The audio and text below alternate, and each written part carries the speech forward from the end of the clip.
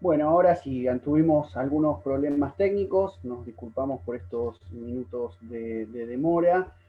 Aquí estamos empezando la tercera de estas charlas que estamos realizando desde el Instituto Fratacci junto con distintas universidades de la zona sur del conurbano bonaerense, universidades nacionales como la de Lanús, la de Avellaneda, la de Quilmes y la Arturo Jaureche de Florencio Varela, de donde es docente, investigadora Flora Partenio, activista feminista, quien está con nosotros en este preciso momento para dar inicio a esta tercera charla del ciclo de Historia, Actualidad y Perspectivas de la Economía Popular. ¿Cómo andás, Flora? Hola, ¿cómo andan? Gracias, Mariano, por la invitación al instituto y bueno, estar acá compartiendo tan cerca, diríamos, Varela, Lanús, pero bueno, ahora estamos en modalidad virtual, así que nos conectamos por esta vía. Bueno, bienvenida. Estamos, como decíamos, en este tercer encuentro, un ciclo de 6. Ya han dado inauguración a esta actividad Silvia Quevedo, dirigente del movimiento Barrios de Pie de Córdoba, de la UTEP, la Unión de Trabajadores y Trabajadoras de la Economía Popular, el Sindicato del Precariado, como decimos algunos, que también forma parte de este ciclo de charlas. Y también Caro Brandaris, militante del movimiento Evita, socióloga y actualmente, bueno, integrante de la Secretaría de Economía Social del Ministerio de Desarrollo Social de la Nación. En un ciclo que nos proponemos abordar, como decíamos, la historia, la actualidad y las perspectivas de la economía popular desde distintos ámbitos. La semana pasada estuvo con nosotros Rodolfo Pastore, docente e investigador de la UNCI, y la semana que viene seguimos con Fernando Strata, también integrante del Instituto Fratacci y docente investigador de la Universidad Nacional de Lanús. Luego seguiremos también con docentes investigadores de Avellaneda y el último día, el último martes, voy a estar hablando un poco en nombre del instituto y participando el resto del equipo también que hemos conformado aquí en la zona sur del conurbano. Así que invitamos a que sigan participando todos los martes 18:30 horas.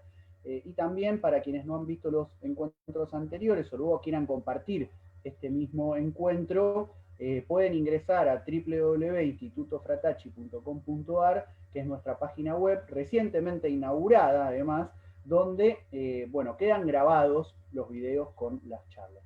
Antes de comenzar, y bueno, ya último de datos de formalidad de este ciclo virtual, recordarles que pueden dejar sus saludos, sus comentarios o si tienen preguntas para hacerle a nuestra invitada del día de hoy, pueden dejar en el chat del propio Facebook y nosotros luego leemos los mensajes como para tratar de hacer algo lo más dialogado, lo más conversado posible también con ustedes en este contexto de aislamiento social, preventivo y obligatorio que estamos atravesando en la Argentina, producto de esta pandemia mundial que azota el mundo y que, bueno, nos hace reconfigurar un poco el marco de las actividades que teníamos planeadas y, bueno, las vidas de todos nosotros, todas nosotras, está como en este momento muy atado a esta coyuntura. Así que, bueno, en principio, Flora, darte la palabra para que compartas una primera reflexión sobre el título que nos convoca hoy, que es Economía Popular y Feminismos. Vos venís trabajando en torno a eso. Bueno, ¿qué primera reflexión podrías compartir como para que luego podamos seguir conversando y ver también si hay algunas preguntas o comentarios de la gente que está viendo y escuchando del otro lado?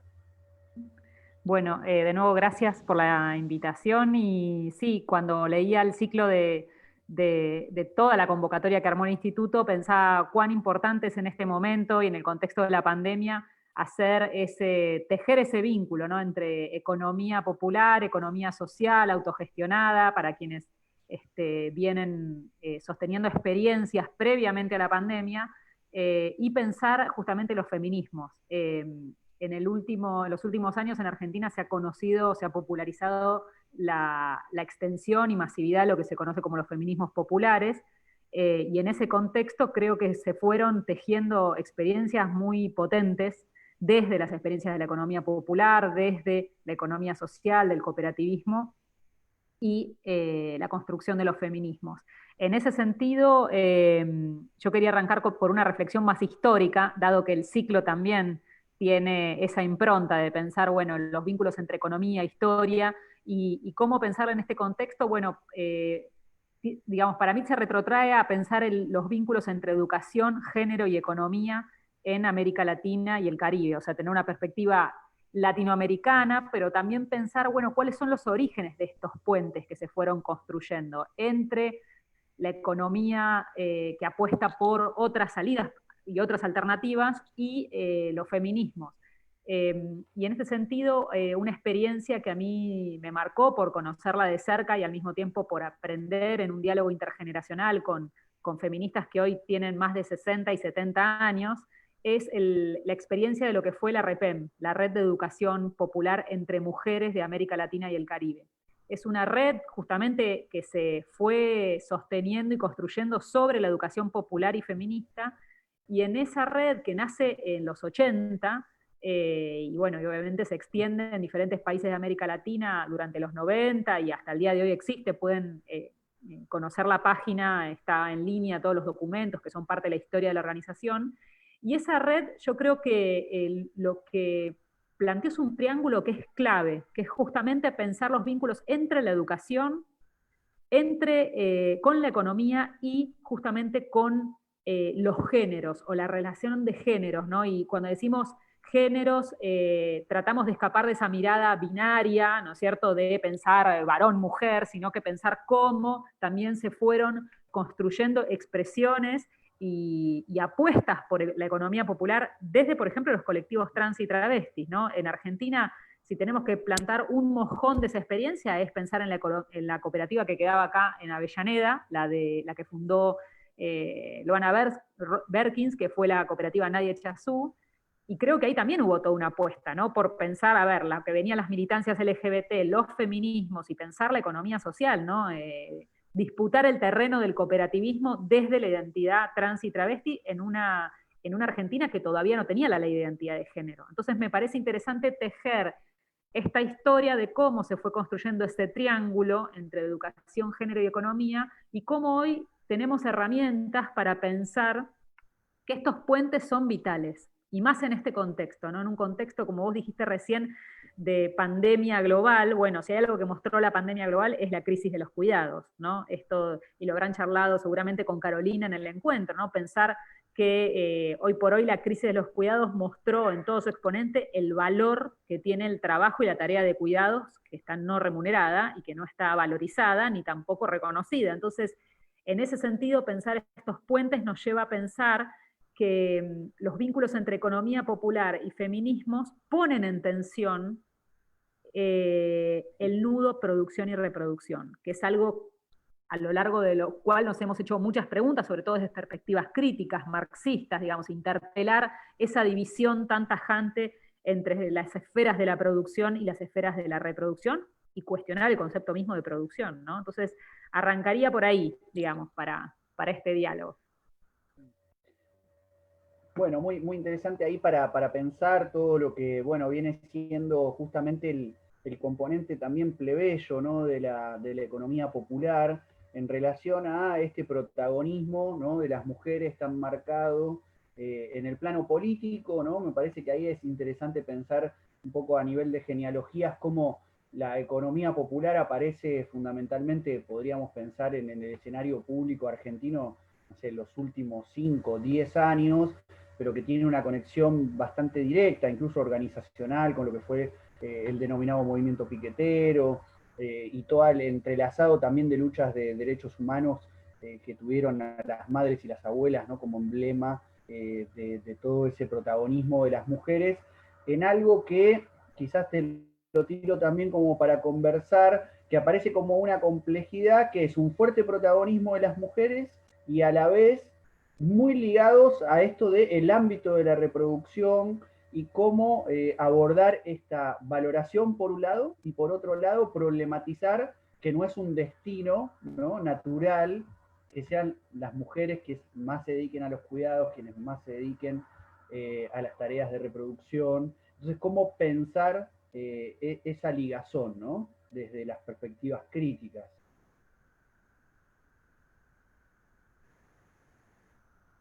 Estaba sin el micrófono. En la secuencia que vos fuiste recuperando, bueno, yo me iba en un viaje en el tiempo al Puente Pueyrredón, ¿no?, a las asambleas del Puente Pueyrredón, y para quienes seguimos de cerca lo que fue todo ese proceso de politización y organización tan potente que se dio entre de los movimientos de trabajadores desocupados y desocupadas, o lo que se conoció como las organizaciones piqueteras, creo que hay una, digamos, una cuestión que es vital para entender ahí, que tiene que ver con no solamente cómo las mujeres se organizaron dentro de la misma organización piquetera y dentro de las diferentes expresiones MTD y las diferentes corrientes que se organizaron en ese escenario, ¿no?, que fue no solamente post-crisis del 2001, sino, bueno, vos has estudiado muchísimo esta historia y en ese sentido creo que la advertencia que uno hacía, así visual, era que, bueno, veíamos que el movimiento piquetero estaba altamente, con una participación altísima de mujeres, sin embargo, cuando veías las referencias políticas, encontrabas que había pocas referencias de mujeres, no había voceras mujeres. Sin embargo, todo ese proceso de politización que se dio al interior de las organizaciones fue también poniendo en tensión ese rol de reproducción, ¿no? No solamente de la reproducción material del movimiento, de haciéndose cargo de comedores, ollas, incluso en el piquete, sostener un montón de actividades que implicaban sostener acampes, movilizaciones, y creo que en ese proceso lo más interesante fue el proceso de formación política, cuando todavía no se hablaba de feminismo popular. Y estamos hablando de 2002, 2003, 2004, digamos, no estamos hablando de feminismo popular en ese momento como se habla hoy, ¿no?, con la fuerza que cobró, incluso con la impronta plurinacional, de inscripción en edad y Ayala, y en ese contexto a mí me parece muy interesante todo el proceso de formación política en el feminismo, incluso cuestionando las tensiones dentro del feminismo, feminismos blancos, las apuestas por los feminismos chicanos y negros, y también justamente poniendo en tensión e interpelando la categoría de reproducción. Es decir, si hacemos una pregunta muy rápida es, bueno, ¿quién sostiene al movimiento? ¿Quién sostiene esa organización cotidiana en los barrios, en los comedores, en los acampes, en los piquetes? Y creo que ahí hay un trabajo enorme de compañeras que hoy, si hacemos su recorrido político, las podemos ver cómo fueron atravesando un montón de instancias de formación, de participación, incluso que armaron otras organizaciones, otras experiencias, pero en el medio creo que hay un punto de este proceso de politización y de formación política que tiene que ver con lo que implica participar en los encuentros nacionales de mujeres. Y en Argentina a veces es cuando se recupera digamos, la masividad del feminismo, se dice, bueno, ni una menos fue, ¿no?, el momento donde explotó el feminismo en las calles, con las consignas, y quienes venimos siguiendo, digamos, con mucha atención esa participación política, sobre todo de lo que fue las trabajadoras de empresas recuperadas, las piqueteras y toda la participación que se dio en los encuentros, podemos ver cómo digamos, en ese proceso post-2001, incluso post-2003, que se empiezan a hacer las asambleas en el Puente Pueyrredón, se ve este proceso creciente y en ese planteo, que yo creo que es una interpelación muy clara dentro de los movimientos, lo que se está interpelando es la división sexual del trabajo. Y en esa división sexual del trabajo, sí o sí, estamos hablando todo el tiempo de, bueno, quién sostiene, quién se hace cargo de la reproducción y quién se hace cargo de otras tareas, digamos, ¿no? O sea, pensemos tareas políticas, tareas de referencia, tareas de construcción, bueno, en ese cuestionamiento de la división sexual del trabajo hay un planteo muy interesante que para mí surge de las organizaciones piqueteras, de las organizaciones de trabajadoras y trabajadores, como se llamaba en ese momento, desocupados, y tiene que ver justamente con plantear cómo se divide el trabajo en términos militantes, lo que sería la división sexual del trabajo militante. Y creo que ahí hay una asociación que tiene que ver con pensar la economía, pensar el trabajo y pensar la militancia. Y obviamente la militancia del trabajo político, lo que implica sostener una organización, multiplicarla, ampliarla, tejer articulaciones, tejer redes. Y bueno, una experiencia que para mí invito siempre a conocerla, a leerla, es la experiencia del espacio de mujeres del Frente, porque bueno, digamos se vio claramente este proceso, ¿no? De comenzar a reunirse entre mujeres, organizar espacios propios de mujeres y después terminar construyendo una agenda política que, por ejemplo, implicaba discutir el aborto, el derecho al aborto, discutir la despatriarcalización de las organizaciones, y en ese corazón de discusiones estaba un planteo por quiénes reproducen, quiénes sostienen este movimiento. Hoy podríamos decirlo en clave de economía feminista, ¿quién sostiene la vida? ¿Quién permite que todos los días la vida sea posible, se reproduzca, ¿no? En una toma, en un acampe, en una ocupación de una fábrica. Hoy mismo, ¿no? Las asambleas que se están haciendo en la toma de Guernica muestran también eso, ¿no? Esa organización tan potente de las mujeres y esta cuestión que vos marcabas recién, bueno, cómo interpelar la tarea de la reproducción y que eso no implique dejar relegadas de la toma de decisiones, de la discusión política sobre el rumbo de una organización, de un movimiento social. Entonces, bueno, creo que una primera reflexión en clave de tu pregunta va por ese lado. Bien, se abrieron como dos vías, así que voy a preguntar primero por una, a ver qué te parece, y luego por la otra. Me parece que una es el ámbito más de lo que comienza a caracterizarse con el paso de los años como economías feministas y todo el ámbito del mundo del trabajo, ¿no? Por un lado, y después por otro lado, la relación más entre feminismos, agendas feministas, sus luchas y su vinculación con el mundo de lo popular. Entonces te propongo dividirlo en dos como para tomarnos un tiempo que puedas explayarte tranquila. En primer lugar, entonces esto de qué nos permiten los feminismos o este anclaje de economías feministas para pensar el mundo del trabajo en general, ¿no? Ya dijiste algo respecto a la reproducción, tejer tramas comunes, lo comunitario puesto en el centro de la escena, ¿no? Algo también muy típico de los movimientos sociales de los últimos años. Un poquito esa relación, ¿no? Economías feministas, economía popular. ¿Qué se puede pensar ahí en torno al mundo del trabajo contemporáneo? En relación a pensar justamente los aportes sería de la economía feminista y diríamos una mirada feminista sobre la economía, ¿no? Discutir la macroeconomía y la microeconomía desde los feminismos, desde la perspectiva feminista. Cuando decimos feminismo nos referimos no solamente a una forma de mirar el mundo, a una militancia, es un modo también, una perspectiva teórica, epistemológica, un punto desde el cual pararse y entender y comprender el mundo. Entonces, en ese sentido, creo que lo que hoy se conoce como economías feministas, que hay muchas vertientes, nosotros nos reconocemos dentro de una perspectiva radical de la economía feminista porque justamente consideramos que hay que cuestionar seriamente lo que implica un sistema que sigue apostando por poner el mercado en el centro y no la vida, ¿no? En relación con lo que decíamos recién, que implicaría apostar por la sostenibilidad de la vida y no por los mercados. Y las economías feministas lo que hacen en algún punto es retomar una discusión que marcó el movimiento feminista en los 70. Marcó en sus posiciones políticas, marcó tensiones, marcó campañas y construyó una agenda que en los 90 estuvo muy olvidada.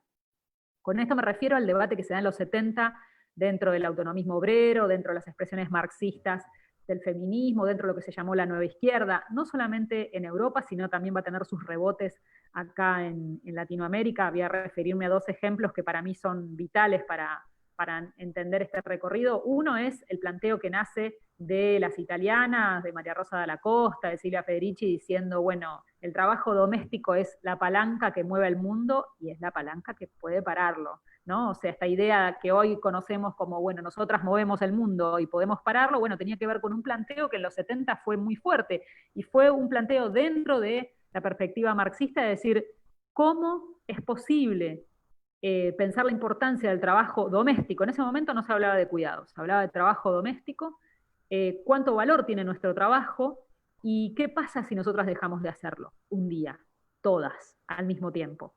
Esto dio origen a una campaña internacional, que fue la campaña internacional por el salario para el trabajo doméstico, que se extendió en diferentes comités, no solamente en Italia, sino también hubo un comité muy fuerte y muy activo en Nueva York, del cual Silvia Federici fue parte, y hace muy poco se editaron los textos de esa experiencia. Y ese comité, que en un momento fue interpretado como, bueno, que solamente buscaban un salario para el ama de casa, bueno, ellas claramente salieron a decir, no, lo que estamos tratando de hacer con esta campaña internacional es visibilizar el aporte que hace el trabajo doméstico a la vida, al movimiento del mundo, a que este mundo exista. Ese creo que es un proceso que es central para entender hoy qué debates recupera la economía feminista. Y lo que hace justamente es volver a esos debates de los 70, a la tensión producción-reproducción y a una lectura, bueno, en clave de los problemas contemporáneos del mundo del trabajo, ¿no? Cuando, voy a poner solamente un ejemplo, cuando decimos qué le pasa a una trabajadora docente que está teletrabajando en su casa, que está dando clases virtuales, pero al mismo tiempo sus hijos no van a la escuela, está en casa, con cuidado, teletrabajando, tratando de responder a sus obligaciones laborales, y al mismo tiempo todo su mundo doméstico alrededor en danza, ¿no? La idea de estar haciendo una simultaneidad de tareas. Bueno, no habíamos resuelto la crisis de los cuidados y de repente nos vimos obligadas a trabajar de modo virtual o empleo remoto. Este es un punto que me parece que es central para decir, bueno, ¿cómo juega acá la tensión producción-reproducción cuando avanzó un proceso de virtualización tan creciente con la pandemia, con el ASPO? Y después, otro punto que a mí me gustaría recuperar en lo que vos llamaste genealogías, es también hay una impronta latinoamericana que visibilizó el trabajo doméstico y mostró también qué impactos tenía en la organización de la vida, no solamente en la doble, en la triple jornada laboral, sino que impactaba en nuestra organización cotidiana.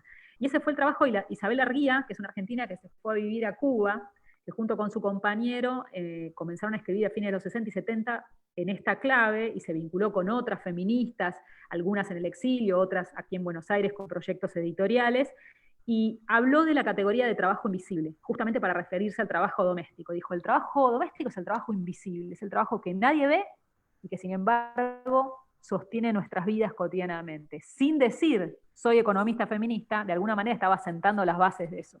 Entonces, la economía feminista, que empieza a reunirse y articularse avanzados la década del 90, recupera estos debates. Hoy por hoy, creo que los aportes de la mirada feminista sobre la economía nos permiten cuestionar y pensar muchas cosas. Una de ellas es, por ejemplo, pensar en términos macro. ¿Qué aporte podemos dar a la discusión, por ejemplo, sobre el endeudamiento en los países? ¿Qué pasa cuando los estados se retiran, dejan de invertir o deben asumir las condiciones de una deuda y entonces retiran parte de su inversión, o el llamado ajuste fiscal, ¿no? Tienen que cerrar las cuentas. Bueno, ¿qué mirada macroeconómica puede dar la economía feminista sobre esos problemas? El otro aporte que a mí me parece central y que creo que hoy cobra mucha relevancia en Argentina por la discusión que se está dando sobre la discusión en torno al impuesto a las grandes fortunas, tiene que ver con una mirada feminista sobre el sistema tributario. Y hoy esto es central, ¿no? ¿Quiénes pagan impuestos y de dónde va a recaudar el Estado para justamente invertir? Pongamos un ejemplo, si queremos poner en marcha un plan nacional de cuidados o un sistema nacional de cuidados como el que tiene Uruguay, bueno, necesitamos inversión, necesitamos de dónde sacar. Entonces la discusión sobre el tema de cuestión fiscal y el sistema tributario es central para pensar esto. Y también pensar cómo los impuestos tienen marcas de género, ¿no? Parece que son neutros al género, pero sin embargo, cada vez que pagamos impuestos, los directos y los indirectos, tienen marcas de género directamente. Y vemos, bueno, sobre quiénes impacta más. Sobre las mujeres de ciertos sectores, en ciertas condiciones, en ciertas formas precarias de vida. Y el otro aporte que me parece que es central es el análisis sobre el mercado laboral, ¿no? La persistencia de brechas en el mercado laboral, brechas de género, la famosa brecha salarial que se mide en promedio, ¿no? Cuando se dice Argentina tiene una diferencia, ¿no? Una brecha salarial del 27%, ¿qué implica esto? ¿No? Bueno, desagregar ese número, entender cómo nos impacta esas diferencias y pensar también, bueno, ¿por qué tenemos, y en el caso de las universidades, por qué cuando vemos la matrícula de las universidades, vemos que quienes se reciben antes son las mujeres, son mayoritariamente las mujeres, tienen altas calificaciones y sin embargo son las que siguen mostrando números de desempleo mayores al de los varones, seguimos encontrando entre los sectores precarios a las mujeres sobrerepresentadas, e incluso si tenemos una mirada de largo plazo de la vida laboral de una mujer, vamos a encontrar que su situación precaria, intermitente, con respecto a los aportes en materia de seguridad social, también van a impactar en lo que va a recibir en materia de en términos de su jubilación, ¿no? El año pasado se dio una discusión importante sobre el tema de las llamadas jubilaciones para las amas de casa, ¿no? Que se las conoció así, pero era la moratoria previsional. Bueno, eso también abrió toda una discusión. ¿Quiénes están en condiciones de jubilarse? ¿Por qué son las mujeres las que, estando muy cercanas a la edad jubilatoria, no cuentan con sus aportes, a diferencia de sus pares varones? Y esta mirada, que vos decías, bueno, ¿qué nos aporta al mundo del trabajo? También nos aporta salir de una perspectiva binaria, heteronormativa. Cada vez más están creciendo las miradas desde las economías transfeministas.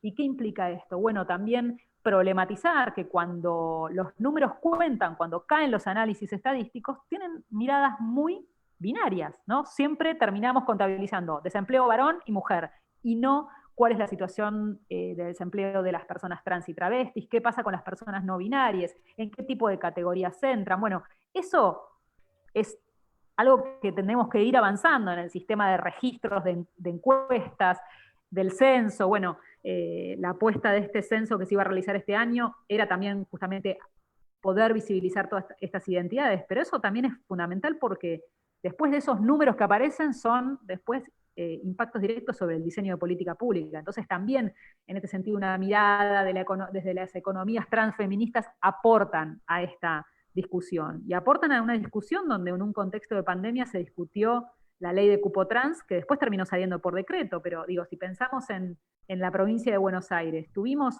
la ley mucho tiempo sin reglamentar. La ley de cupo trans existía en la provincia de Buenos Aires y sin embargo no estaba reglamentada. ¿Y eso qué implicaba? Que miles y miles de trabajadoras trans y travestis estuvieran condenadas a la precariedad, a la exclusión, a no tener acceso a servicios básicos, acceso a la salud. Entonces, creo que estas perspectivas problematizan el mundo del trabajo, lo interpelan y al mismo tiempo interpelan categorías cerradas, congeladas, frisadas, digamos, ¿no? Que también son grandes discusiones dentro de la sociología del trabajo. Sabemos que esto no ha sido fácil, digamos. Entonces creo que esto sería como una primera parte de tu pregunta. Tengo que prender pronto una luz acá en mi casa porque está cayendo y no sé cuánto se ve del otro lado. Por ahora se ve bien. Se ve bien, bueno, estamos bien. Y me habías abierto otro andarivel. Sí, el otro andarivel, un poco también pensando en las genealogías, ¿no? Me refería al protagonismo de las mujeres en el movimiento piquetero, a la figura fundamental, ético-política de las madres y las abuelas de Plaza de Mayo en el marco de los organismos de derechos humanos, y quizás a esa dupla para armar un tríptico, digamos, fundamental del protagonismo de las luchas de postdictadura, habría que agregar también toda la secuencia de los encuentros nacionales de mujeres, ¿no? Que derivan un poco de las discusiones actuales de los últimos años con mucho más intensidad, mayor masividad y recambio etario, ¿no? Podríamos caracterizar. Ujú. Bueno, ¿qué pasó con ciertas agendas de los feminismos desde los 80 en adelante en su relación con el mundo popular? Digamos, Ujú. hay algo del orden de un mayor terreno de inserción de corrientes de los feminismos que de algún modo ponían en jaque la moralidad de las costumbres, digamos, y quizás estaban más anclados en sectores medios urbanos, y eso tuvo un desplazamiento hacia sectores más populares, urbanos y rurales en los últimos años. ¿Eso es un mito? ¿No? ¿Cómo ves ese nivel de agendas feministas más en general y su vinculación con el mundo popular en particular? ¿No? Me interesa ahí como conversar un poco para poder pensar también esa relación economía popular y feminismos en la actualidad en función también de su inscripción histórica, ¿no? Sí, creo que el recorrido que hicimos al inicio sobre pensar lo que fue las experiencias post-2001, eh, también es clave seguir esa pregunta a través de la historia de esas mujeres que hoy son gran parte de la referente del feminismo popular. Digamos, si yo pienso en las compañeras que estaban arriba en la asamblea del Puente Porredón, la llamada Asamblea de Mujeres, después se llamó Espacio de Mujeres, después se construyeron los espacios de género. Esas, yo en una experiencia que fue de acompañar las asambleas, hablé de que ellas eran las pioneras de esa experiencia que implicó primero reconocerse feministas, reconocerse dentro del feminismo, ¿no? Es decir, bueno, después de una formación, de un campamento de formación, de volver del Encuentro Nacional de Mujeres, que en ese momento era Encuentro Nacional, después fue tejiéndose la tensión en torno a llamarse plurinacional. Sabemos que en La Plata el año pasado esto se puso en evidencia, estas tensiones también, esa heterogeneidad también es el feminismo, ¿no? Todas esas corrientes y esas expresiones que conviven dentro, porque no hay un solo feminismo, son los feminismos. Entonces, seguir la historia de esas pioneras, digamos, esas pioneras que estaban sosteniendo las experiencias productivas autogestivas, armando la asamblea, armando campamentos de formación, hoy por hoy son referentes dentro del feminismo popular. Sin embargo, digamos, este proceso que estamos reconstruyendo no puede solamente referenciarse en un sector, sino ver cómo desde diferentes expresiones y movimientos se fue construyendo estos puentes. Un punto interesante que a mí me parece que no podemos perder de vista es lo que generan los paros internacionales, ¿no? Pensemos que desde el 2017, desde Argentina, se organizaron al calor de la huelga internacional, 3 paros internacionales, ¿no? O sea, estoy hablando 2017, 2018, 2019, para hacer una reconstrucción, sobre todo durante los años del macrismo. Y se organizó un paro nacional que fue en el contexto de octubre por el femicidio de Lucía. Esos paros internacionales eh, volvieron a traer la discusión sobre el trabajo de las mujeres. Y en ese planteo sobre el trabajo también fue una categoría en disputa. Bueno, ¿qué trabajo? El trabajo remunerado, el trabajo no remunerado, las precarias, las trabajadoras de la economía popular. Incluso creo que en la pregunta que vos hacés, un punto central para pensar en este vínculo entre economía, feminismos y economía popular es cuando las trabajadoras de la economía popular, de las cooperativas, de las empresas recuperadas, dicen, ¿y nosotras cómo vamos a autogestionar el paro? ¿Qué implica hacer paro el 8M? Cuando estás organizada en cooperativa, en una experiencia autogestionada. Y esto se fue dando en las asambleas que se hicieron, no solamente en las que se hicieron en Ciudad de Buenos Aires, sino en el conurbano y en otras provincias. El paro permitió traer a la palestra nuevamente la categoría de trabajo, un trabajo en términos ampliados, no solamente pensar en las trabajadoras asalariadas, las que tenían un empleo, las que tenían aportes, sino pensar en las precarias, pensar en que las compañeras que venían desde las bases interpelando en sus sindicatos la lógica, la agenda de sus sindicatos también trajo una discusión importante sobre esto. Creo que discutir la organización de un paro feminista, de una huelga internacional en el contexto de un sindicato también abrió tensiones.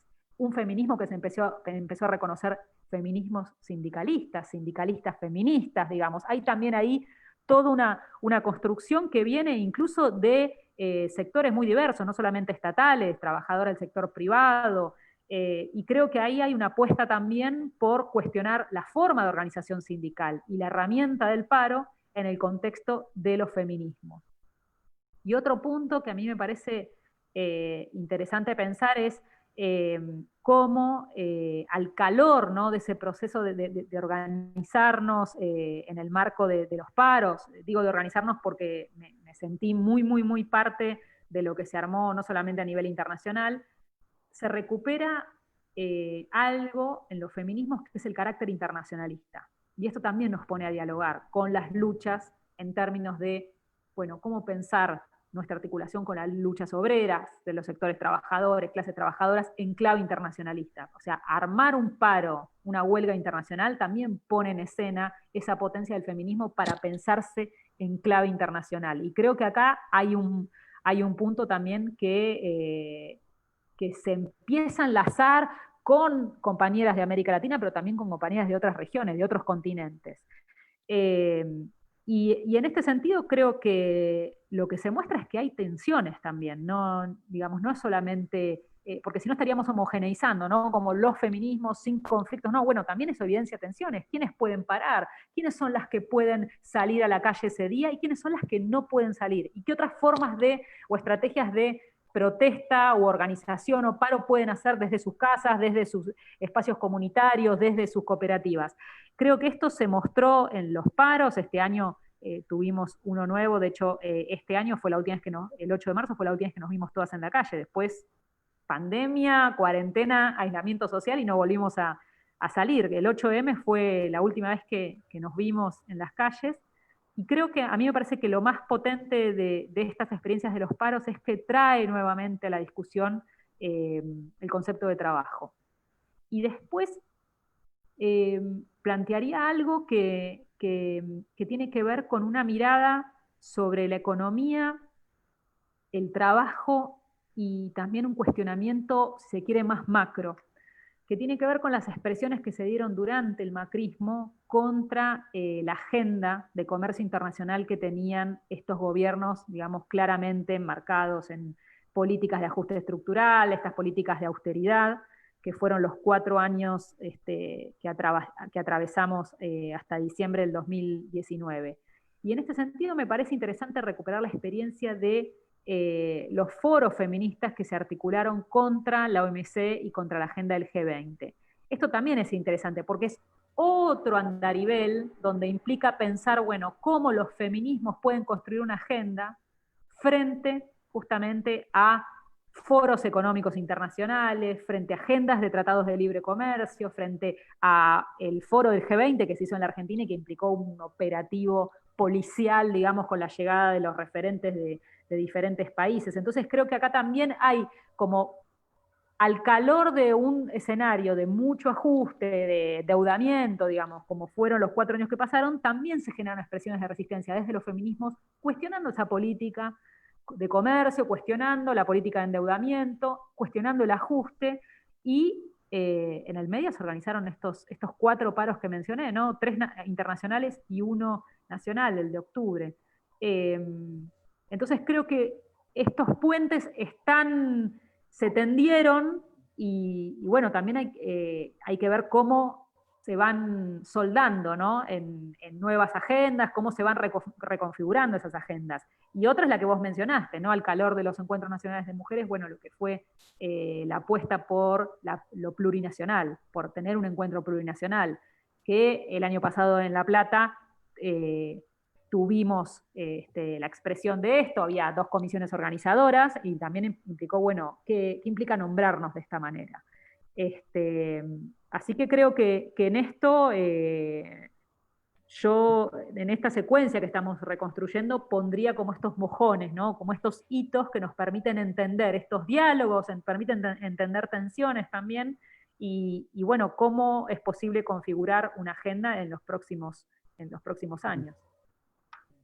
me interesa ahí detenerme un poquito para volver a abrir esto último que me decías, muy, muy interesante me parece en relación a lo plurinacional o este pasaje del encuentro nacional de mujeres a un encuentro plurinacional y la discusión sobre los binarismos, también en un concepto como lo transfronterizo, ¿no? La discusión en torno a las fronteras no solo geográficas, sino también sociales, identitarias, y esta recuperación de un internacionalismo que de algún modo va desde las periferias, ¿no? Desde las denominadas minorías, a un núcleo más central de lo que en el siglo XIX y parte del XX se consideró como la clase obrera, ¿no?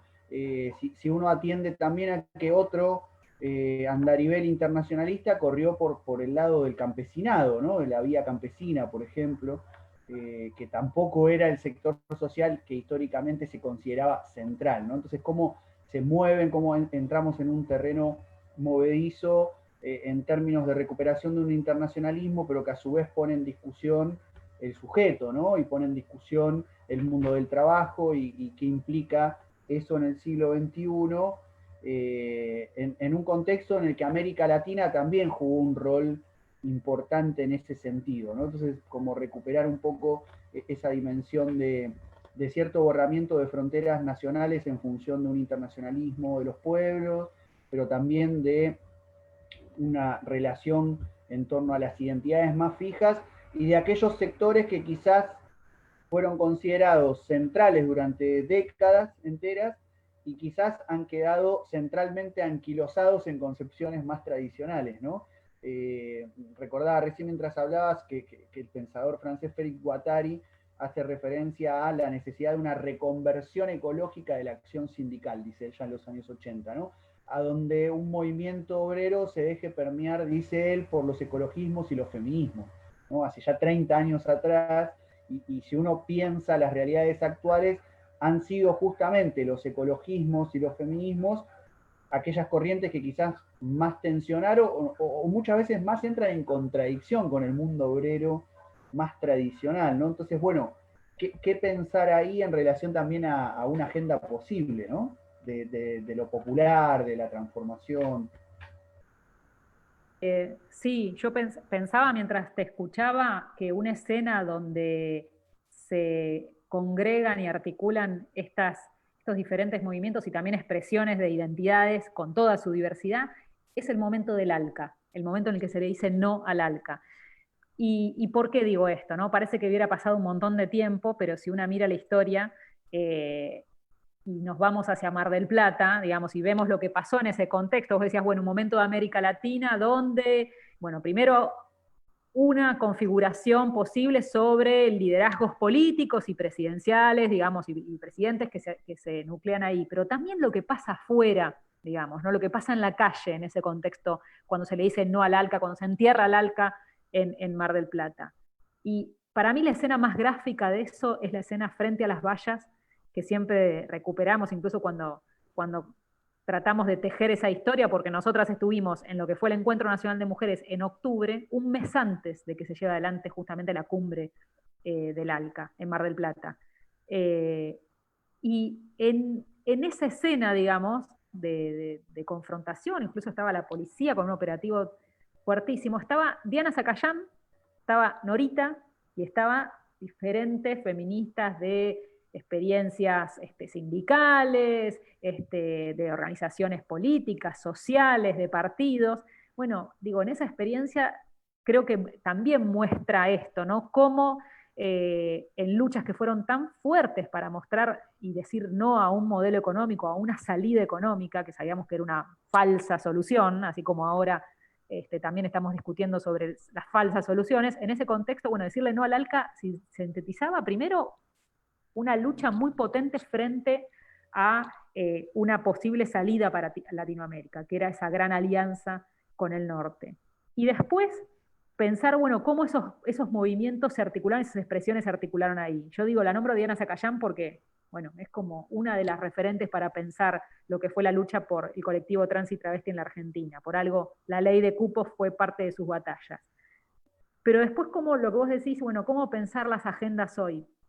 Para mí, una clave interesante, y esto digo, son todo ideas en borrador y de compartir con otras compañeras, es pensar, bueno, cómo las luchas por las diferentes soberanías, la soberanía alimentaria, que es algo central de lo que ha sido la lucha de la vía campesina, incluso en Argentina, los diferentes colectivos que apuestan por la agroecología, por la soberanía alimentaria, por otro modelo y que no sea el agronegocio, se pueden articular con otras luchas por la soberanía digital, por la soberanía energética, incluso por las formas de disputar el concepto de trabajo y las condiciones en las cuales llevamos adelante el trabajo.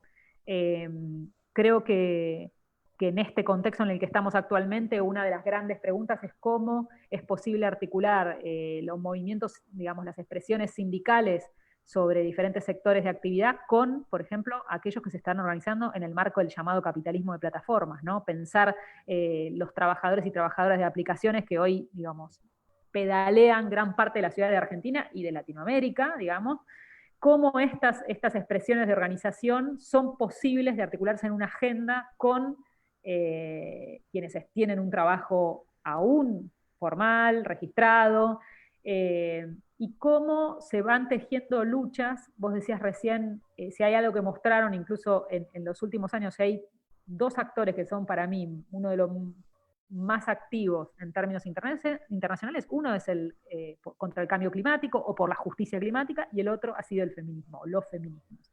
Bueno, en ese sentido, ¿qué puentes podemos tejer?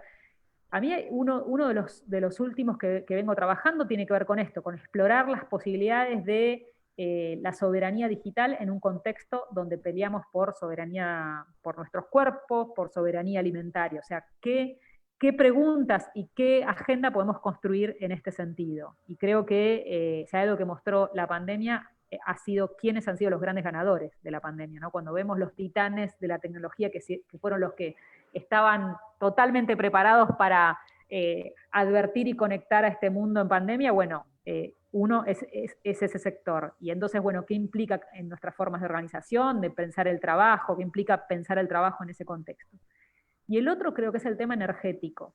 Me parece que ahí tenemos un punto súper interesante para pensar todas las discusiones que se están dando alrededor de la transición justa, qué es pensar la transición justa, qué pasa con cómo vincular los modelos energéticos actuales con los modelos extractivistas, con las formas de trabajo en ese contexto.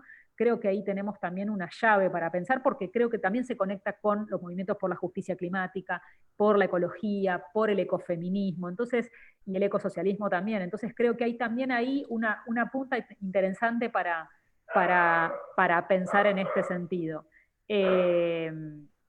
Y bueno, digamos, o sea, creo que en este punto los feminismos están teniendo una experiencia central. La otra vez escuchaba una compañera de la coordinadora 8M de Chile que también, bueno, viene desarrollando un activismo súper fuerte en pensar justamente alternativas a este modelo energético que es extractivo, que es contaminante. Y decía, bueno, qué importante o qué vital son estas agendas que se están moviendo, sobre todo si pensamos el movimiento feminista chileno, de lo que fue de octubre para acá, con la potencia que tuvo, pensar cómo se van entretejiendo estas agendas. Y creo que es un trabajo de entretejerlas, ¿no? Y de construirlas, que no son construcciones a veces fáciles, y, y que son en proceso, ¿no? Que están siendo en proceso. Y bueno, creo que ahí hay una llave muy interesante para pensar y que no nos aleja de pensar el mundo del trabajo. Justamente es llevarnos a pensar lo que hacemos todos los días para sobrevivir, para sostener la vida, para pensarnos con otros, para pensar lo común. ¿Cuánto espacio hay para pensar lo común también, ¿no? Creo que esa es una de las reflexiones que me trae la pregunta tuya. No sé si vamos en la línea de lo que me has preguntado o hay algo que se me escapó, pero bueno, por ahí vos me podés decir. Bien, bien, no, bárbaro. Aprovecho para comentar que, bueno, están conectados compañeros, compañeras de distintos lugares. Sandra San dice, excelente Flora. Y del movimiento Evita de Regional Sur del Gran Buenos Aires y de la UTEP de Evita de Dorrego, también han dejado algún comentario en el Facebook, pueden hacer alguna pregunta o dejar algún comentario, inquietud también en el Facebook y lo vamos leyendo. Estamos conversando con Flora Partenio, docente investigadora de la Universidad Nacional Arturo Jaureche, de Florencio Varela, en esta tercera charla virtual del ciclo Historia, Actualidad y Perspectivas de la Economía Popular. Ya han pasado inaugurando esta actividad Silvia Quevedo de la provincia de Córdoba, y Caro Brandaris, acá de Buenos Aires, del Movimiento Evita, el Movimiento Barrios de Pie. Y el próximo encuentro, el martes que viene, 18 horas, estaremos conversando con Fernando Strata, integrante del Instituto Fratacci y de la Universidad Nacional de Lanús. Así que bueno, estamos tratando de pensar un poco colectivamente a través de estas plataformas digitales en este contexto de cuarentena sobre economía popular, sobre los movimientos populares, las economías feministas, la economía social y solidaria, todos estos conceptos, palabras que aparecen muchas veces en nuestro lenguaje político cotidiano y que no siempre necesariamente nos detenemos a reflexionar sobre estas palabras, a pensar, bueno, qué implican en la construcción de una estrategia de cambio social, ¿no? Entonces, en ese sentido, seguir abonando a este tipo de conversaciones que nos ayuden a problematizarnos y a repensarnos, en este caso, con el tema del día de hoy, que es economía popular y feminismos. Al principio, Flora, comenzaste hablando de la relación entre educación, género y economía popular en América Latina. Hemos conversado bastante en relación a la cuestión sobre los movimientos populares, sobre la economía feminista, el punto de vista feminista para pensar el trabajo y la economía. Me gustaría ahora subrayar un poco el elemento de lo latinoamericano, en función también de pensar más las coordenadas del sur global, digamos, ¿no? Y cómo de algún modo pensás que los feminismos contribuyen a pensar de un modo más complejo este vínculo entre explotación, dominación, pero también la dimensión anticolonial, ¿no? Y incluso antirracista de los proyectos emancipatorios en la actualidad. Sí, creo que los aprendizajes más fuertes que se están dando justamente en esa construcción de estrategias, pero al mismo tiempo es aprender, es justamente de las militancias antirracistas, ¿no? Y cómo esto, sobre todo por no solamente lo que pasa en América Latina, sino lo que mostró la pandemia. A mí me gustó mucho una experiencia en la cual estamos participando desde que arrancó la cuarentena, que es la experiencia de la Asamblea de Trabajadoras en Pandemia, y un colectivo dentro de una mesa de trabajo que se armó dentro de la Asamblea, hicieron una campaña justamente para visibilizar el racismo, ¿no? El racismo en todas sus expresiones. ¿Qué pasaba con las personas que en contexto de pandemia no tienen acceso a un hogar, no tienen un techo, no pueden quedarse en casa, no tienen un documento, no pueden acceder a la IFE, no tienen una computadora, y pensar también las formas de racismo institucional que están tan tramadas en este contexto. Y en ese sentido creo que uno de los aprendizajes más potentes tiene que ver con eso, con los aprendizajes que van nutriendo las luchas antirracistas con los feminismos. Eh, y en este sentido, creo que ese diálogo que vos marcabas hace un ratito atrás, cuando hablabas de las experiencias internacionalistas, creo que en ese sentido nos permitimos articular en los últimos años muy fuertemente con las luchas que se dieron en diferentes países. Y voy a poner un ejemplo puntual que para mí tiene que ver con pensarnos en ese diálogo, es la experiencia de las compañeras en Ecuador, incluso no solamente por las características de Ecuador, sino porque también Ecuador atravesó un proceso de endeudamiento con el FMI en el mismo, digamos, al calor de que Argentina estaba, justamente el gobierno argentino estaba tomando la decisión de firmar ese famoso stand-by, ese acuerdo stand-by. Y yo creo que en ese sentido la apuesta a los feminismos en Ecuador, incluso hoy, después del levantamiento de octubre, lo que fue la experiencia del Parlamento Plurinacional, compañeras de las cuales aprendemos, las leemos, nos encontramos por ahí en rondas más virtuales, porque ahora no nos podemos ver físicamente, y ellas lanzaron una campaña que tenía que ver con pensar la importancia de los cuidados, ¿no? Los cuidados para la vida.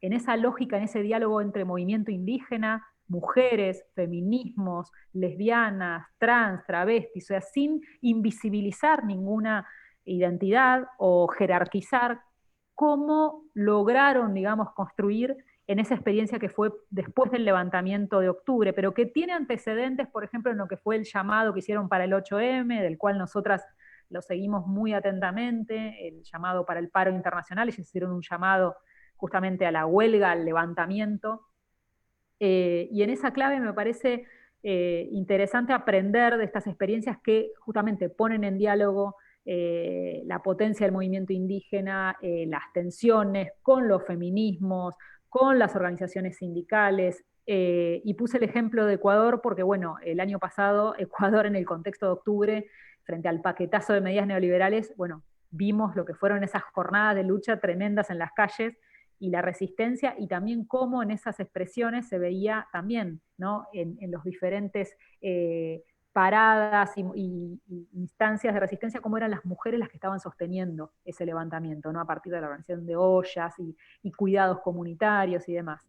Puse el caso de Ecuador por mencionar uno, pero otra de los diálogos que a mí me parece que es clave en este momento es el diálogo con las compañeras de Brasil, primero por la situación que está atravesando el pueblo brasilero en el contexto del avance como dice la querida Nalva Teixeira, que es una militante afrofeminista, es no solamente el bolsonarismo como un movimiento fascista, sino lo que está implicando en todo Brasil, como bueno, el avance del extractivismo, la quema de la Amazonía y lo que implica la persecución a las poblaciones negras, la criminalización de las personas trans y travestis. Y en ese contexto, creo que esos diálogos, ¿no? También con las compañeras afro, con los feminismos negros, también van tejiendo aprendizajes y tensiones, digamos. Yo insisto en esto porque me parece interesante verlo, cómo es posible construir en ese contexto. Y creo que de esto, bueno, ahora es digamos, es construir una agenda urgente, porque, digamos, Latinoamérica no está en un escenario para nada fácil. El caso que mencionaba de Brasil no es el único, los motivos de sobra que le dieron a Piñera la posibilidad de limpiar las calles con el contexto de la pandemia. La situación de Ecuador sigue siendo gravísima, digamos, no solamente porque no dejó de pagar la deuda, sino también porque la situación económica y política es muy complicada. Y también lo que pasó en México, ¿no? O sea, frente a la expectativa de un gobierno como es el de López Obrador, cómo salieron las feministas, sobre todo las jóvenes, a las calles denunciando las diferentes formas de violencia. Y eso creo que es lo que también atraviesa América Latina, ¿no? Las formas de violencia extremas, que en contexto de pandemia mostró más que nada, bueno, cómo los femicidios tocaron unos números altísimos en este contexto, pero los transfemicidios también, y las formas de criminalización y persecución. Entonces creo que en este sentido esa agenda es urgente, es un panorama para nada fácil, pero creo que la apuesta de que puedan dialogar y construir conjuntamente estos diferentes movimientos, estas diferentes expresiones que van cobrando fuerza en América Latina, es como es una esperanza, ¿no? Para pensar este contexto, ¿no? Por eso no mencionaba casos puntuales para no hacer generalizaciones sobre los diferentes países y pensar más en este contexto. Bien, estamos conversando con Flora Partenio, docente investigadora de la Universidad Nacional Arturo Jaureche, de Florencio Varela, activista feminista. Aprovechamos para, bueno, seguir diciendo que pueden dejar sus comentarios o preguntas si tienen en el muro de Facebook del Instituto Fratacci, por donde estamos transmitiendo en vivo esta actividad. Vivian Norman, bueno, muy bueno Flora, algunos corazoncitos. Ludmila Márquez, orgullosa de tener la mejor coordinadora de relaciones del trabajo de UNAC.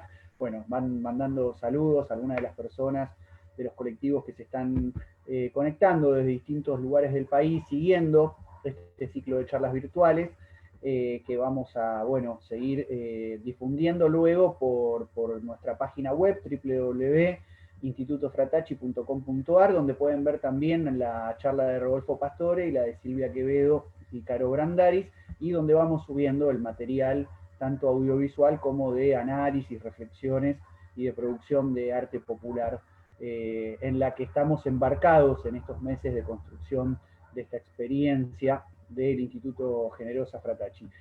Bueno, hemos hecho una conversación que nos llevó por distintos andariveles, en un día tenido también por bueno, una jornada intensa, en una semana intensa en relación a todo lo que está pasando con la ocupación de tierras de Guernica, localidad en donde simultáneamente el fin de semana fueron heridos de bala unos militantes que se trasladan en un automóvil, y bueno, en un contexto también movido de la Argentina, así que bueno, más allá del cansancio, más las tareas diarias que cada quien acarrea, bueno, agradecerte, Flora, por participar, a la gente que está escuchando también a esta hora. Me queda una última pregunta por hacerte, y bueno, y también convidarte si querés reflexionar sobre algo más que quizás no hayamos planteado hasta el momento. La pregunta va en relación a recuperar esto que decías de la experiencia de la lucha por el salario del trabajo doméstico, ¿no? Y toda esa experiencia que viene también del operaísmo italiano y del feminismo italiano, y una discusión también más actual que tiene que ver con la renta universal, ¿no? Ahí hay como una discusión, los movimientos de la economía popular en Argentina de algún modo han planteado con fuerza la idea de una ley de emergencia social que tiene su correspondencia en un salario social complementario, ¿no?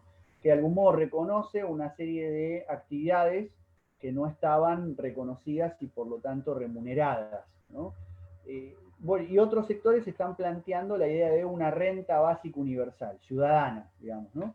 Entonces, bueno, ¿qué pensás al respecto? ¿Qué se puede pensar también desde una perspectiva feminista en relación a este debate, ¿no? ¿Hay complementariedad? Bueno, nada, ¿cómo abordar esa discusión que está siendo una de las discusiones también para poder pensar la pospandemia, ¿no? En algún sentido. Sí, para pensar la llamada nueva normalidad, ¿no? Que tanto nos preocupa, claro. que vuelva a tener las complejidades y problemas que tenía la normalidad. Sí, creo que las discusiones en torno a la renta básica han generado muchos debates últimamente. También creo que hay un debate interesante que se abrió a partir del Registro Nacional de Economía Popular. Eso también me parece que habilitó debates interesantes sobre quiénes, cómo, quiénes son nombradas y nombrados, quiénes no. Y una discusión que también se articula en Argentina con respecto a, bueno, qué se entiende por complementariedad. Yo creo que hay un tema a trabajar acá, y es pensando en el contexto de la pandemia se visibilizaron muy fuertemente quienes son llamados trabajadoras y trabajadores esenciales. Y al mismo tiempo quienes están sosteniendo lo que decíamos al principio, ¿no? Quienes sostienen la vida en los barrios, en los espacios comunitarios, la situación que se dio en Ciudad de Buenos Aires con la falta de acceso al agua, con justamente la situación en las villas, y la reivindicación del feminismo villero también dentro de estas expresiones frente a lo que implica sostener los barrios sin el acceso a servicios más básicos. Creo que abrió una discusión sobre, bueno, quiénes pueden ser remunerados y remuneradas y quiénes no, y cómo esto se articula con las discusiones. Estas discusiones acá en el sur tienen diferencias con las discusiones que se están dando, grandes diferencias con las discusiones que se están dando en Europa, sobre todo por el acceso a una renta básica universal. Creo que en este contexto habría que hacer una apuesta por generar un debate público, que no sea una determinación desde un área, desde un diseño de la política pública, sino pensar en una discusión más colectiva, relevando también qué es lo que piensan, sobre todo las trabajadoras de los sectores comunitarios, quienes se reconocen en estas experiencias. Y también eso nos puede llevar a una discusión sobre el reconocimiento de las tareas de cuidado. Algo de esto se había discutido en las asambleas del 8M, sobre un salario feminista, sobre el reconocimiento del trabajo doméstico y de cuidado. ¿Qué implica discutirlo? Por algo, en esta charla nos fuimos a los 70 a esa campaña por el salario para el trabajo doméstico. ¿Y qué implica hoy dar esta discusión? Con las diferencias del contexto en que estamos. Yo apostaría porque ese debate, si es por una renta, por un ingreso, se dé también dando la discusión en qué piensan las compañeras, digamos, quienes son las que hoy están sosteniendo, las que siendo esenciales no son reconocidas como tales, no son valoradas como tales, incluso lo que mostró la experiencia de Ramona es que muchas pierden la vida sosteniendo en primera línea estas experiencias. Entonces, creo que ahí hay que dar una discusión profunda, sobre todo, porque esa también se articula con una política posible sobre los cuidados, sobre pensar el cuidado como un derecho y como un trabajo. Siempre en este caso yo traigo la experiencia de Uruguay, que es mirar del otro lado del charco, porque fue justamente una discusión en torno a una política de cuidados que se dio recuperando la experiencia de los estudios feministas, del movimiento feminista, de los sindicatos, de las cooperativas, digamos, en torno a discutir por qué Uruguay hoy tiene un sistema integral de cuidados y hoy está en riesgo además en Uruguay por el gobierno que tienen. Pero yo articularía estas discusiones de manera que permitan poner a dialogar estas diferentes esferas y que no queden separadas, ni cristalizar en un sector de, bueno, quiénes son cuidadoras y quienes se enmarcarían en un sector y quiénes accederían o no al ingreso y de qué manera. Pondría esto a discutir tratando de recuperar todas las voces, ¿no?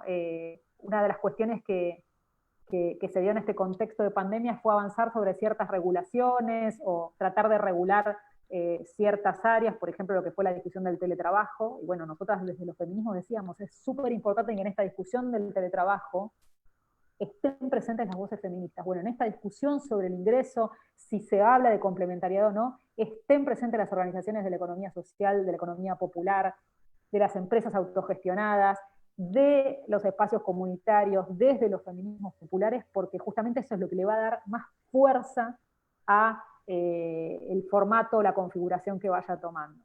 Y creo que tenemos serias diferencias con las discusiones que se están dando en países del norte, eso está clarísimo, y al mismo tiempo una discusión sobre el ingreso no puede darse si no tocamos la estructura tributaria del país.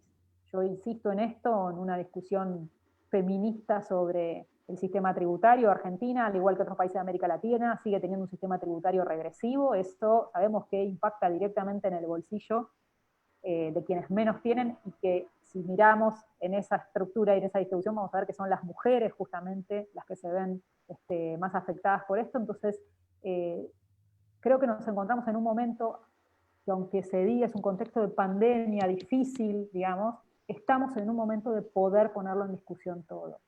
Y creo que esas condiciones nos habilitarían pensar una post-pandemia en otro escenario, digamos, con más derechos, con revisando justamente esas desigualdades profundas que nos atravesaban en la normalidad.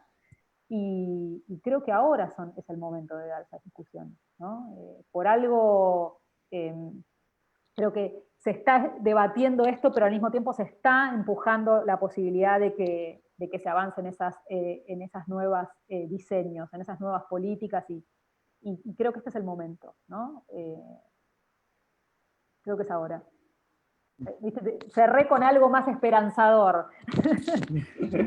Bien, bueno, buenísimo, Flora. Aprovechamos, acá había una consulta, creo que está más o menos la respuesta con la última intervención de Bernarda Ballesteros respecto a la renta básica. Dice, hace unos días escuché decir a un referente del gobierno que esto era más una agenda europea. Quisiera saber qué piensa Flora. Bueno, acá entró un nuevo mensaje. Lo dijimos recién, ¿no? Claro, situar el debate acá y con los actores y con las complejidades que tiene esto, creo que es importante. Bien, la agrupación López Jordán, también de la coordinadora 25 de mayo, manda sus saludos, y Ana Luba Lanzara dice, históricamente las cuidadoras no han sido reconocidas como se debe y son insustituibles. Bien, algo de eso también hemos conversado en el primer encuentro de este ciclo con Caro Brandaris, a propósito también de esta situación, bueno, un poco inédita, ¿no? De no solo una Secretaría de Economía Social en el Ministerio de Desarrollo Social de la Nación, hay que decirlo también, ¿no? O por lo menos desde el Instituto Fratacci fortalecemos la perspectiva de el precariado planteado un Ministerio de la Economía Popular, ¿no?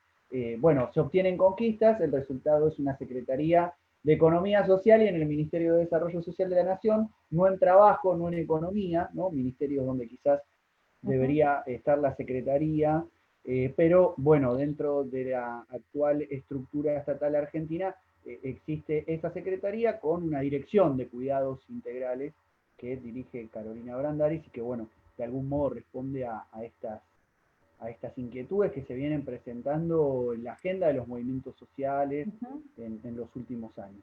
Así que bueno, agradecerte mucho, Flora, por participar, por ser parte de este ciclo, por sumar tu voz, tu reflexión y tu tiempo. Y bueno, ahora sí, si hay algo más que quieras agregar para cerrar, y si no, bueno, ya ir cerrando la jornada del día de hoy. Sí, por ahí decir en el cierre, como reflexión de esta charla, es que pensar estos vínculos entre economía popular, y feminismos, también tiene que ver con pensar, bueno, otro mundo del trabajo y otro sistema posible, ¿no? No el que ya conocemos en la actualidad y que hemos caracterizado a lo largo de este ciclo. Entonces, también es una apuesta por otra economía. Cuando se habla de la economía feminista se dice que es una apuesta por otra economía. Bueno, es una economía donde justamente se pueda correr del centro de los mercados y se coloque en el centro de la vida. Y esto no es solamente un modo de un refrán o decirlo rápidamente, sino de pensar, bueno, cuántas de estas expresiones de la economía popular hoy están sosteniendo la crisis, están sosteniendo en un contexto de pandemia muy difícil, y sin embargo, si miramos América Latina en los últimos años, todas esas expresiones de la economía popular, social y solidaria siguen siendo vistas como el patio trasero de la economía. Bueno, la apuesta por otra economía sería ponerlas en el centro, discutir, digamos, la producción pensando en el valor de la economía popular, social y autogestionada, y las nombro a las tres porque hay diferentes expresiones y corrientes que se conocen se reconocen dentro de la autogestión, dentro de la economía social o de la economía popular, pero creo que también es una apuesta por pensar otra economía posible con otras relaciones sociales, ¿no? Y no las precarias en las cuales muchas y muchos se encontraron, sobre todo relacionado con la pregunta que me hiciste anteriormente. Pensaba el dato puntual que arrojó la inscripción a la IFE, ¿no? Al ingreso familiar de emergencia, y que se articula con la discusión sobre la renta básica o el ingreso. Se esperaba alrededor de 3,5 millones de inscriptos, y llegamos a tener 9,5 millones de inscriptos, y sabemos que hubo una gran parte que se quedó afuera del ingreso familiar. Y cuando vemos qué sectores justamente estaban en una situación de alta precariedad y que nunca accedieron, aún hoy, a alguno de los programas de emergencia en el contexto de la pandemia, uno de esos sectores ha sido el sector de migrantes, y el otro ha sido el de las trabajadoras de casas particulares, digamos, donde las mujeres están sobre representadas, ¿no? Son el 97% del sector de trabajo en casas particulares. Y bueno, y ahí creo que también tenemos una agenda urgente para pensar el mundo del trabajo en clave feminista. Es qué pasa con esas trabajadoras, migrantes, refugiadas, que realizan sus tareas en casas particulares y que hoy han visto hackeada totalmente su condición laboral y su empleo, ¿no? Esto de que si no venís a trabajar no cobrás, y no te hago los aportes, y no tenés posibilidad de registrarte, a pesar de que Argentina cuenta con un avance normativo en este sentido. Creo que esos sectores son parte de los sectores críticos, y también mostró esto de la posibilidad de acceder o no al ingreso familiar. Bueno, también puso en escena esto, ¿no? Cuáles son los sectores que siguen estando relegados y más precarizados, y bueno, cuáles son las políticas y las acciones concretas que podrían valorizar este trabajo y también transformar esa condición, ¿no? Que es una condición de total exclusión y de precariedad extrema. Y creo que ahí no es menor hacer una lectura justamente en clave feminista.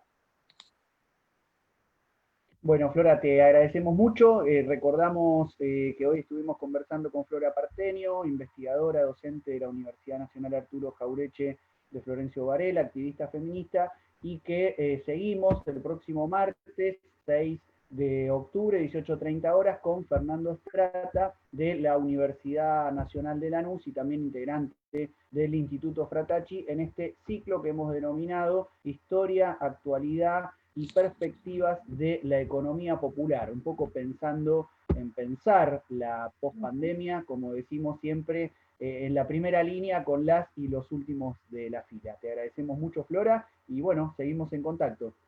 Seguimos en contacto, gracias de nuevo por la invitación y bueno, por acá nos vamos a dar clase de nuevo. Así que nos vemos pronto. Bueno, nos estamos viendo. Un abrazo grande. Un abrazo.